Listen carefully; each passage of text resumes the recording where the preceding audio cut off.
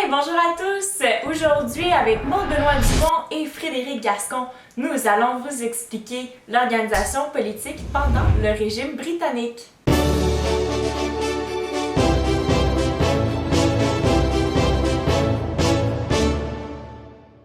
Pour les prochaines parties, nous allons aborder les concepts de façon chronologique. Ça veut dire chaque concept et comment il évolue dans le temps. Par exemple, ça pourrait être la politique pendant le régime britannique, ce qui va être le sujet d'aujourd'hui.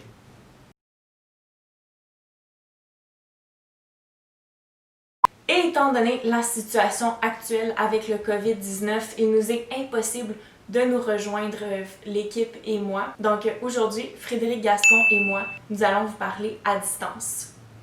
Alors, qui dit changement d'empire dit aussi changement de système politique.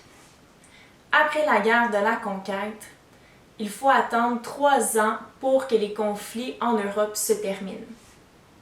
Donc, pendant les 3 ans d'attente, nous sommes sous un régime qui s'appelle le régime militaire. Et c'est, comme j'ai dit, une période d'attente. Par la suite, en 1763, la proclamation royale va être signée. Cette proclamation-là indique que le territoire appartient maintenant aux Anglais et que les Français doivent être assimilés. Ça veut dire donc devenir, au lieu d'être catholiques, ils deviennent protestants et au lieu de parler français, ils vont parler anglais.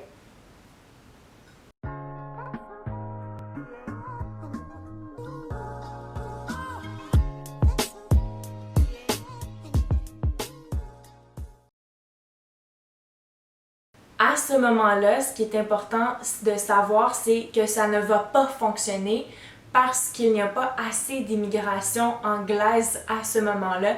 Donc, il y a une majorité française.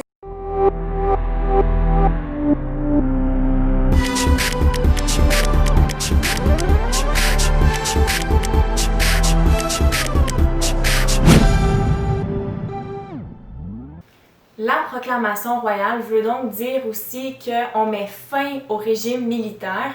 On va donc utiliser le même système politique qu'en Grande-Bretagne.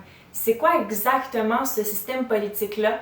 Donc, premièrement, au lieu d'être une monarchie comme c'était auparavant, ça va devenir en fait un gouvernement.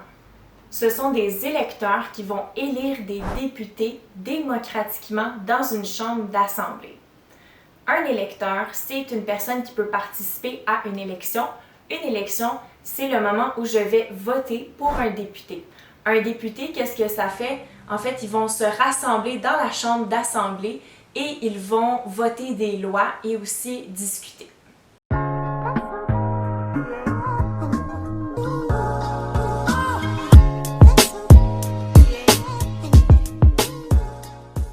Maude, par la proclamation royale de 1763, le roi George III va décider de faire appliquer les lois anglaises, civiles et criminelles sur le territoire de ce qui est maintenant la province de Québec. Pour ce faire, il va nommer un gouverneur. Ce gouverneur, ce sera James Murray. James Murray sera mis en garde dès le départ d'y aller avec prudence et avec beaucoup de jugement dans l'application des lois anglaises. Pourquoi? Parce qu'à l'époque où l'Angleterre acquiert par la force le territoire, il n'y a que 500 Britanniques pour 75 000 Canadiens français. Le poids démographique des Canadiens français étant largement supérieur, on va vraiment y aller avec douceur pour appliquer les lois. Qu'est-ce que ça va avoir pour effet? Eh bien, tout simplement que Murray va se servir de son jugement, effectivement, mais par contre, ça va vraiment créer du mécontentement parmi les 500 Britanniques qui sont présents. Ces 500 Britanniques, ce sont majoritairement des marchands ou des administrateurs de colonies qui sont sur le territoire. Ceux-ci vont être à ce point insatisfaits qu'ils vont écrire une pétition à George III pour le faire remplacer, ce qui surviendra, et son successeur sera Guy Carleton.